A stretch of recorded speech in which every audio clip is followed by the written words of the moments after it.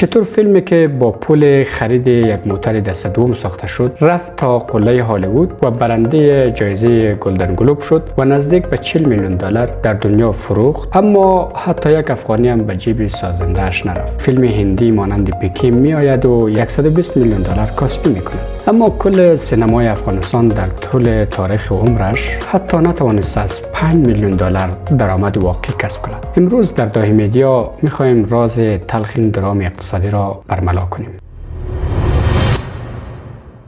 اشتباه نکنید، وقتی از درآمد ناچیز این سینما صحبت میکنیم منظور ما بی‌کیفیتی فیلم ها یا ضعف سینماگران نیست. برعکس، سینماگران افغانستان بدون بودجه های میلیونی هالیوود و بدون ابزار مدرن معجزه کرد. فیلم اسامه اثر صدیق برمک تنها با 46 میلیون دلار بودجه ساخته شد، اما در بازار جهانی نزدیک به 3.8 میلیون دلار فروخت و برنده جایزه گلدن گلوب شد. یا فیلم سنگ صبور با بازی گلشکر فراهانی و با کارگردانی عتیق رحیمی با بودجه حدود 1.5 میلیون دلار در سراسر جهان توجه ها را جلب کرد و بیش از 1.6 میلیون دلار در بازار جهانی فروخت. فیلم های مثل گرگ و بره ساخته شهربانو سادات هم تا جشنواره کن رفتند و تاریخ ساز شدند. اما واقعیت این است که در دنیای مدرن امروز سینما فقط هنر نیست، بلکه یک صنعت میلیاردی و چرخ بزرگ اقتصادی است. فیلمسازان افغان ثابت کردند که توانایی پرواز تا بلندترین قله‌های هنری جهان را دارد، اما وقت نوبت به تجارت رسید با موانع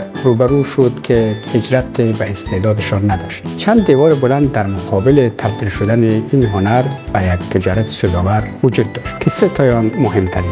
دیوار اول، تعطیلی سینماها و جامعه‌ای که با هنر بیگانه شد. اولین شرط ثروت‌سازی در سینما فروش بلیط است، اما پس از جنگ‌های داخلی سالن‌های سینما در افغانستان تقریباً برای فیلم‌های وطنی غیر فعال شدند. اگرچه در سال‌های اخیر هنر کمی در کابل نفس کشید، اما همون چند سینمای معدود فعال هم متأسفانه فضای بدنام پیدا کردند، فضایی که خانواده‌ها هرگز حاضر نمی‌شدند پایشون را در آنجا بگذارند. وقتی مردم با فرهنگ سینما رفتن بیگانه شوند و فضای امن برای خانواده‌ها وجود نداشته باشد، چرخه اقتصادی سینما از همان گام اول فلج می‌شود. دیوار دوم، اژدهای دزدی هنری. فاجعه بعدی اینجا بود که وقتی فیلمسازی تمام دارایی، سرمایه و حتی جیب خرچیش را صرف ساخت یک اثر می‌کرد، تنها یک روز پس از اکران نسخه‌های کاپیان با قیمت چند افغانی روی CD و اینترنت دست به دست می‌شد. هیچ قانون برای حمایت از حق مؤلف وجود نداشت. در نتیجه سود اصلی نه به جیب کارگردان و هنرمند، بلکه مستقیما به جیب دلالان و کاپیکاران بازار سیاه می‌رفت. دیوار سوم، فرار سرمایه‌ها و انزوای مطلق. سینما یک تجارت گران قیمت است. در کشورهای مثل هند یا آمریکا، کمپانی‌های بزرگ میلیاردی سرمایه‌گذاری می‌کنند تا فیلم بسازند و آن را در کل دنیا بفروشند. اما در افغانستان به دلیل بی‌ثباتی و ناامنی هیچ سرمایه‌گذار حاضر نشد پولش را وارد این هنر کند. فیلمساز افغان همیشه تنها بود. خودش تهیه کننده بود، خودش کارگردان بود و خودش برای ساخت اثر بعدیش دست به دامن کمک‌های خرد بین‌المللی می‌شد.